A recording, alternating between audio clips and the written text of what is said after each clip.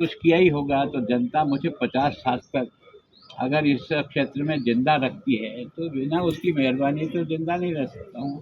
न तो मेरे पास कोई प्रॉपर्टी है, न कोई धन दौलत है, न कोई बड़े घर से पैदा ही हुआ हूँ, सामान्य व्यक्ति हूँ। आप सबके बीच में बड़ा हूँ। जो कुछ मेरे से बन पड़ा मैंने ईमानदारी से करने का प्रयास किया। आज दिन तक लोगों ने मेरी कुछ कमियां इधर उधर निकाली होगी, पर मेरे पर किसी प्रकार कोई दाग आज तक तो नहीं लगा सका।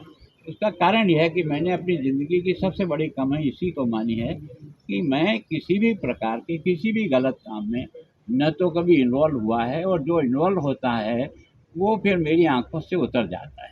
एक मेरे में सबसे बड़ी जिसको कमी कह सकते हैं या खराबी कह सकते हैं, मुझे बुराई जो है ना वो पसंद आती नहीं है। मैं जब तक उसको नहीं समझता हूँ तब तक नहीं समझता हूँ। समझने के बाद मैं उस गलत रास्ते पर जाता ही नहीं, अपना रास्ता बदल करके नए रास्ते पर निकल जाता हूँ। आपके इतना समझने में क्या समझ में आई, मूल बीमारी क्या है? अब मूल बीमारी तो वो बता सकते हैं, मैं तो खैर उनको सुन रहा हूँ।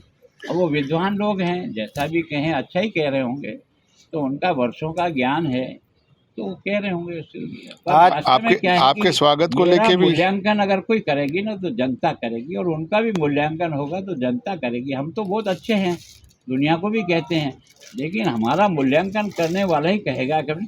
उन्होंने मुझ पर कुछ कहा कि आपने क्या किया, तो मैं आज आपको सब कुछ ऐड दे रहा हूँ। मैं जब से है ना चंडीगढ़ गया हूँ, मैंने क्या किया इसमें लिखा हुआ है। ठीक, वो पूछते हैं कि आप बार बार आ जाते हो, मैं आपको डे टू डे जनवरी फरवरी मार्च 3 दिन का मैं अपना सारा कार्यक्रम लाया हूँ।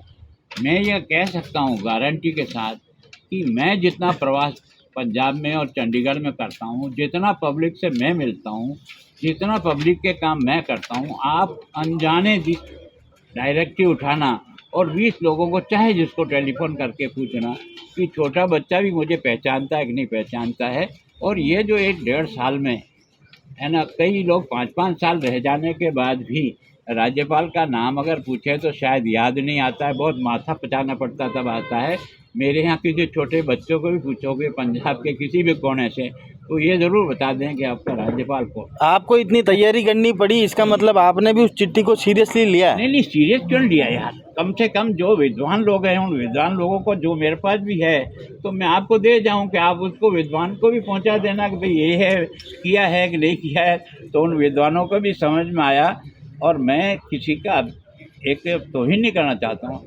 वो अपने जीवन का 1 साल का एक चार्ट निकाल दें कि भाई उन्होंने क्या काम किया। मैं पब्लिक से यहाँ मिलता हूँ, 250-300 लोग आते हैं, तो इसका मतलब मेरी कोई काम करने की वो समझते होंगे कि मैं उनका काम। और मैं ये नहीं पूछता हूँ तो बीजेपी है कि कांग्रेस है कि तो किस गांव और किस काम में, मेरे सामने जो भी काम आता है और जो मुझे अच्छा लगता है, जिसको मुझे स्वयं लगता है भाई ये इसमें मैं नहीं करता हूँ, तो मैं उनको लौटा भी देता हूँ कि मेरे बस का रोग नहीं है। आज पार्टी का 47 अधिकार इतना नहीं है। आप जहाँ छोड़ के गए थे वहाँ से अच्छा प्रदर्शन कर रहे हैं क्या? मैं और मेरा जो काम है ना उसमें अगर पार्टी की लाइन से आपको एक लाइन भी दिखे कि भाई मेरे से जो पार्टी ने उम्मीद की और जो इस तरह से मुझे तैयार किया पार्टी ने, मैंने उसको करने का 100% कोशिश की है। अगर उसमें से कोई कमी है वो निकल जाए तो ठीक है। मैं सोचता हूँ कि मैं इस बारे में किसी को चुनौती नहीं देता हूँ। मैं यहाँ से 11 बार चुनाव लड़ा हूँ जी, पब्लिक के बीच में गया हूँ, 9 बार जीता हूँ। इसका मतलब जनता कुछ तो मुझे समझती होगी ना। अब उनके बारे में ये कहें कि एक बार चुनाव लड़ने के बाद स्वयं क्यों विधानसभा छोड़ के आ गए। पर आपने जिस तरह से वटवृक्ष को खड़ा किया है, तैयार बैठे थे पर उनको लगा था कि भाई पता नहीं क्या होगा। अब जिसका कॉन्फिडेंस पब्लिक की सेवा करते हैं तो पब्लिक के बीच में खड़े रहने का दम रखते हैं। टारगेट करने लक्ष्य नजर आ रहा है क्या उनका? टारगेट नहीं है, दर्द कहीं और है, बता कहीं और है। नहीं तो आपने इतना वटवृक्ष तैयार किया, अब इसमें जिस तरह से दीमक लगी था, जिस पार्टी ने मुझे एक गांव देलवाड़ा से उठाकर यहाँ तक भेजा है उसकी पार्टी की सेवा करना मेरा कर्तव्य है, मेरा एहसान नहीं है। उस रोग का इलाज क्या है? कोई इलाज नहीं है, समय इलाज कर देता है। अच्छे अच्छा, अंतिम और आखिरी सवाल क्या चिट्ठी के बाद उदयपुर प्रेम में कोई कमी तो नहीं आएगी? चिट्ठी मेरे प्रेम में कोई कमी नहीं आएगी। मैं तो जिंदा रहूंगा तब तक। इस पद तो मेरा 1-2 साल और रहेगा, उसके बाद भी मैं उदयपुर में रहूंगा। उस समय भी मेरा काम देख करके उनको बता देना। जो लोग विरोध कर रहे हैं वो आप ही के आशीर्वाद के तहत आज बड़े हुए हैं, लेकिन आज वही विरोध कर रहे हैं। देखो ऐसा मुझे कुछ लगता नहीं, इसको मैं विरोध नहीं कहता हूँ, इसको विरोध नहीं है। उनकी कोई अच्छी बात मुझे लगेगी तो मैं उसको ठीक करूँगा, ये भी मेरा फर्ज है। तो विरोध करना कोई बुरी बात नहीं है। मतलब अपने यहाँ निंदक निगर राखी है, आंगन कुटी छवाए, तो तकलीफ क्या है? अगर कहीं कमी है तो सुधार करेंगे। हालांकि संवेदन जो स्थिति है पार्टी हाँ? की वर्तमान में, उदयपुर में एक मेवाड़ में मजबूत गढ़ माना जाता था, आप किस तरह से अब देखते हो बीजेपी को इस तरह से? मैं सोचता हूँ क्या है कि गढ़ तो व्यक्ति के ऊपर ही चलता है। ऐसा नहीं है कि हर व्यक्ति जो है ना बीजेपी का जो है वो भी हर बार चुनाव जीत जाएगा, ये भी संभव नहीं होता है। चुनाव हारना जीतना भी किसी का मूल्यांकन नहीं होता है, पर हिम्मत ही नहीं करना, मैदान छोड़ देना, ये कहाँ शोभा देता है। हारना तो संभव है। मैं जब आपने देखा कि जब इंदिरा गांधी की मृत्यु हुई तब आप और हमको सबको लगती थी न स्थिति क्या है और क्या स्थिति होने वाली है। लड़े, कोई बात नहीं, हार गए 1100 वोटों से तो हार गए, और वापस इसी तरह से हम 98 का वोट जो है ना हमारे खिलाफ हवा चली गई। मुझे कहा था भैरव सिंह जी ने कि तुम सुरक्षित वहाँ नहीं हो, तुम्हारी सीट बदल दो। मैंने कहा ना।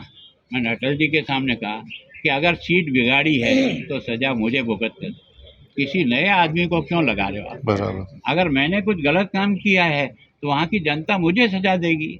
इसका मतलब यह कि मेरा एक कॉन्फिडेंस है कि मैं जब जनता के बीच रहता हूँ तो उसका प्यार और उसका आशीर्वाद मुझे मिलता है। पीछे वालों के लिए अब क्या संदेश अंतिम और है? आखिरी सवाल, क्या संवैधानिक पद पर हैं उसके बावजूद ये बता सकते हैं कि आप जहां छोड़ के गए थे उदयपुर मेवाड़, उदयपुर भाजपा को, उससे अच्छी स्थिति में है, खराब आज स्थिति की में? तारीख में ये कह सकता हूँ कि जो काम मैं नहीं कर सकता वो ताराचंद जी कर रहे हैं। ये मैं नहीं कहता हूँ, यहाँ की जनता से पूछ लो।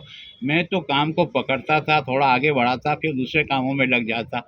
वो दांत से पकड़ करके काम को करके निकाल लाता है। ये जो आपको एलिवेटेड रोड है ना, एक आदमी की ही जिद्द के कारण से उस अपनी नगर पालिका के अंदर उसने फिर से इसको जिंदा किया। मैंने कहा यार बड़ोदर ने क्या है माताखोरी कर रहे। उनका यहाँ तो क्या सुप्रीम कोर्ट से भी केस लड़ना पड़ा तो मैं ये एलिवेटेड रोड निकलवा के लाऊंगा। अरे बड़ा बेटा तो अच्छा है, पर क्या छोटा बेटा जो गजपाल सिंह जी है वो भी उसी तरह से काम कर रहे हैं क्या? सब अच्छे हैं ना, अच्छे हैं तभी तो बनाया होगा यार, खराब को थोड़ी बनाते हैं पार्टी।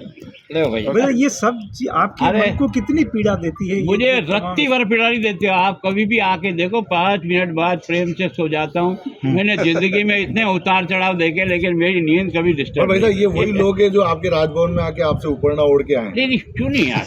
देखो ये तो हर आदमी का अपना अधिकार है। वो तो मेरे साथ रहा, मैंने उसको उड़ाया, उसने मुझे उड़ाया। इसका मतलब ऐसा थोड़ी है कि जो सब मैं चाहूँ वैसे ही चलता रहेगा।